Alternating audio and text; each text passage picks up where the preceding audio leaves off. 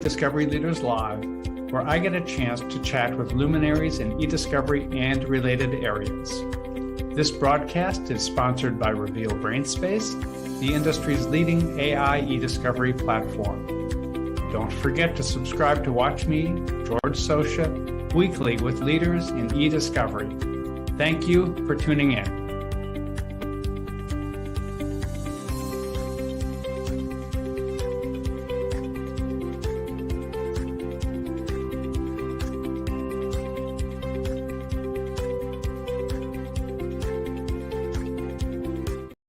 Welcome to eDiscovery Leaders Live, hosted by ACEDS and sponsored by Reveal.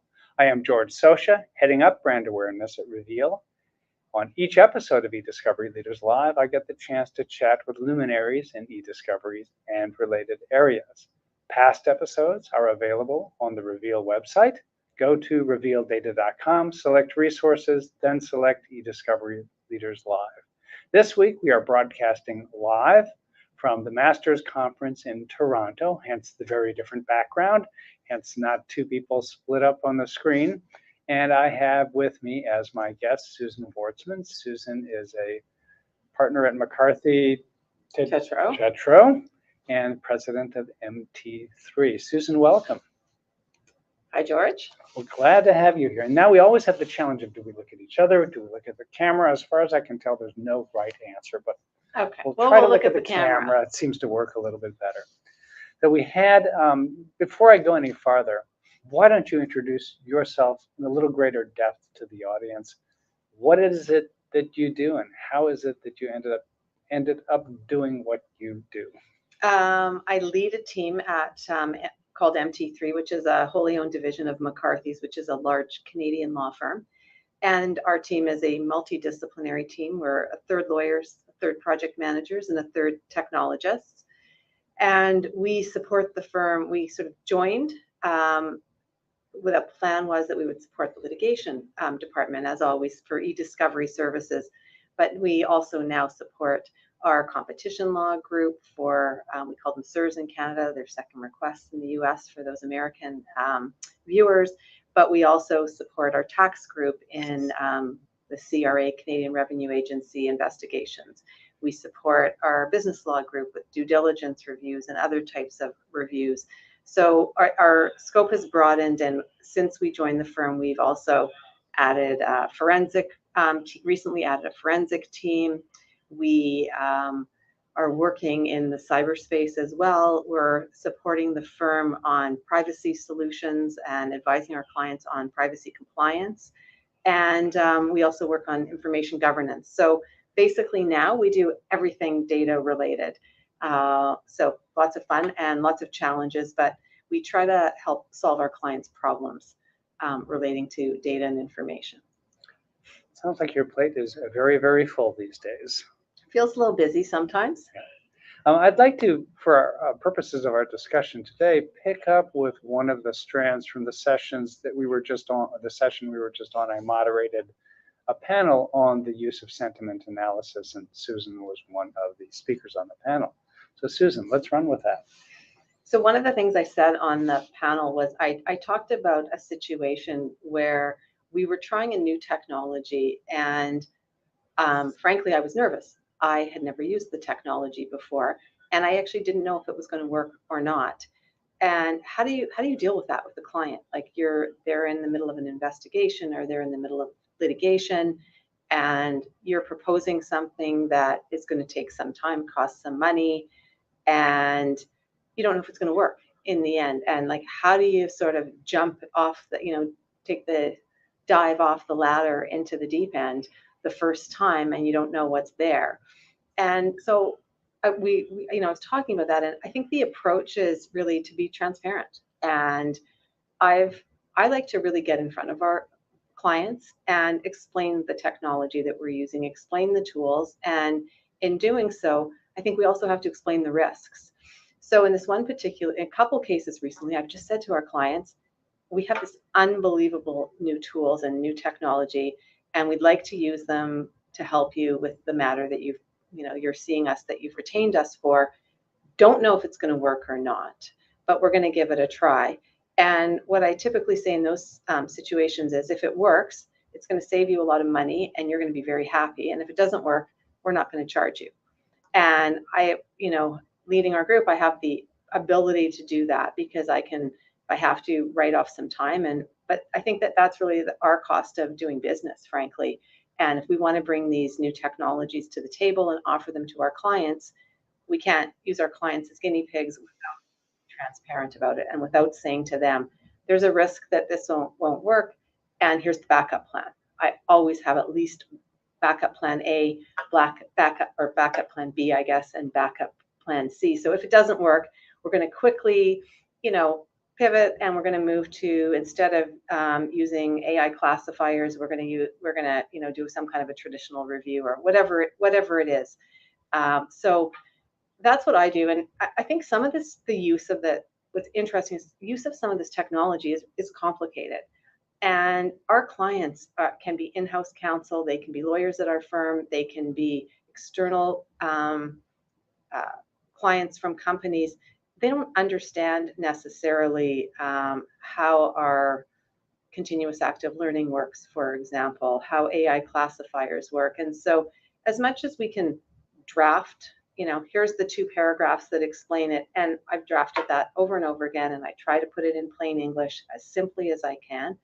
I always really like to have a conversation directly with my clients and explain, these are the tools we're going to use. This is how we expect that they're going to work. This is how we're going to validate that they worked.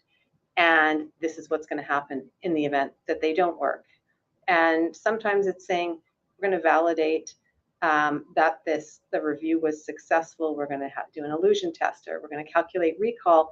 And if the results aren't where we want, we're going to go back to the drawing board, and we're going to review more, and we're going to analyze more until we get the results that we want. So we don't give up, but we have to really explain that to our clients so that we can manage their expectations during the process.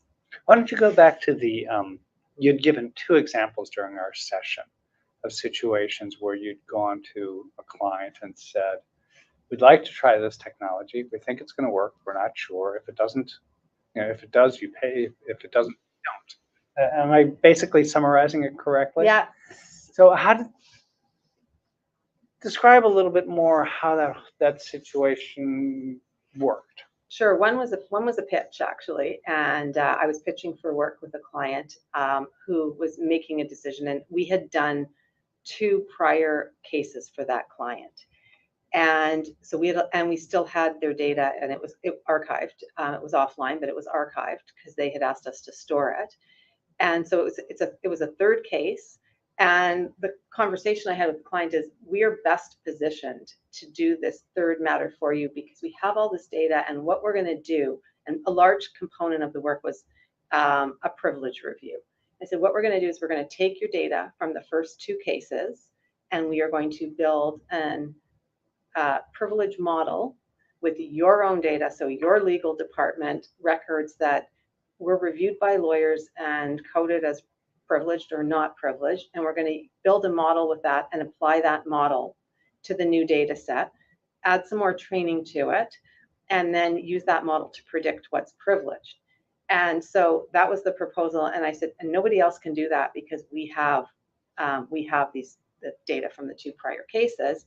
But if it works, it will save reviewing hundreds of thousands of documents before we push out a production. Because that was what the client's decision was in that particular case, was just to push out a production as quickly as they could and only do a privilege review. So the client said, sure, go ahead and try it. And I said, and if the privilege model doesn't work, we have a backup plan, and it wasn't reviewing all of the records for privilege. It was building a continuous active learning model, and it was a different approach. And it was going to involve, and we were also, of course, running search terms for privilege and doing all of the normal privilege and anomaly checks.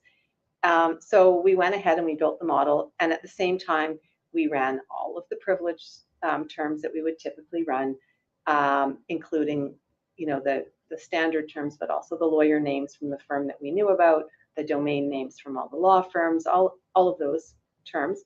And we also built the model, and we had lawyers doing review at the same time because it was just one of those huge rushes. And the model worked. And we ran the model against the data set. It predicted what was privileged. We validated it.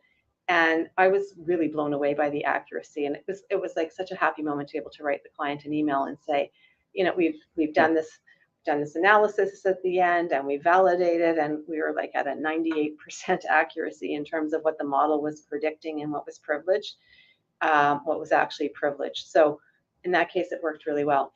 The second case that I talked about was completely not a litigation matter.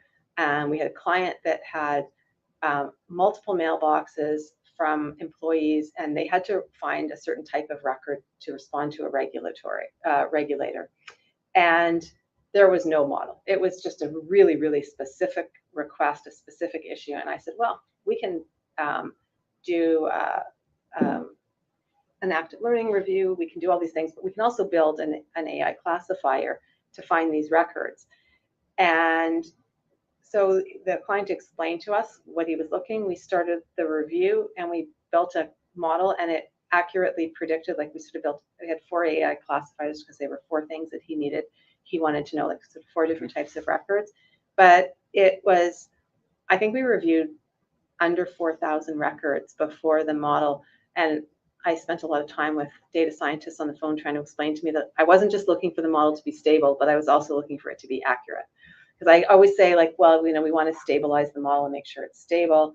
And it's, yes, we want to make sure that the model's stable, but it also had to be right. So we did a lot of analysis. We had a lot of support from the team at Reveal in that case. And we built the model that worked, and we ran it against the hundreds of thousands of emails, and we're able to identify records for the client to review, which was, like, I think out of hundreds of thousands was less than 10,000 or somewhere in that ballpark. And again, you know, I said to that client, and this is really a test case for us. So there's components of it we're not going to charge you for, which is some of our review time and some of our build time and some of our analysis, because I knew that there was a learning curve for us. And I also said, and if it doesn't work, we aren't going to charge you for the time spent, but we're going to decide pretty quickly if it's working or not. So those are the ways that I think, you know, we have to be super transparent to our clients. And the only way to really do that, too, in my view, is to get on the phone with them, get in a room with them if we can, and explain, this is what it is and this is how it works. I find it's really, really hard to do that if I'm just, I mean, I obviously had already written the report, and I'd already, you know, written the proposal and said, this is what we want to do. But then you really have to walk people through it. Some of these concepts are complicated.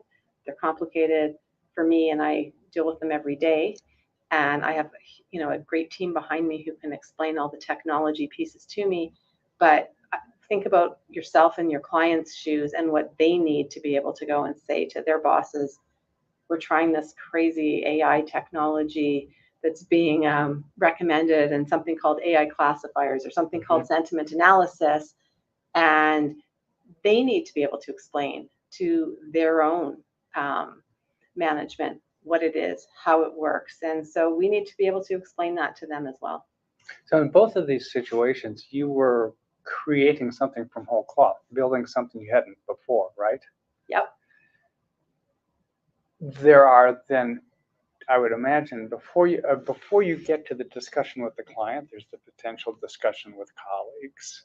Now, you've got the benefit or the burden of heading a practice group. Maybe it's a different discussion there, but even then, anytime you're talking about potentially not charging clients for things, isn't there an internal discussion about that? I think I have to keep it manageable. Like, I'm not doing a massive review that's going to cost us, you know, tens of thousands of dollars and, you know, create these huge losses for our group.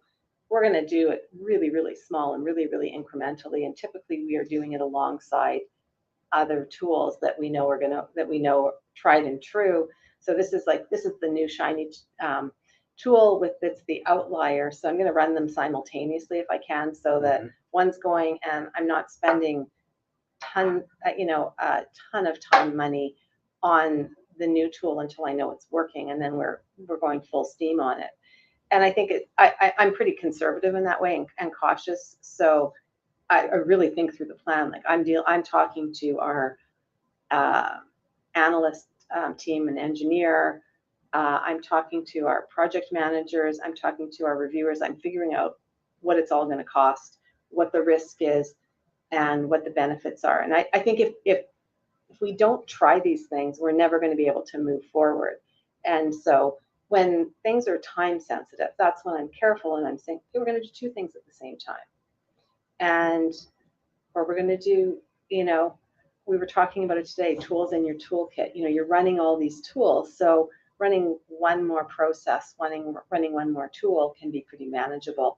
And, you know, you're also, I'm commingling the tools, which is, so sometimes I'm doing review in one tool and I'm taking the results and pulling the results out of that one tool and putting them in the other tool to train a model, and then having humans train it. So they're working simultaneously. So it's a bit tricky, but you know, we build a plan and we say, this is exactly what the plan is. These are the steps that we're going to take to go through this plan.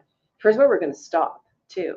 You know, I don't sort of have that review team running off on the side, building the privilege model and reviewing 50,000 records for privilege to build the model correctly. Like if it doesn't happen in 2,000 documents or 3,000 documents, we stop.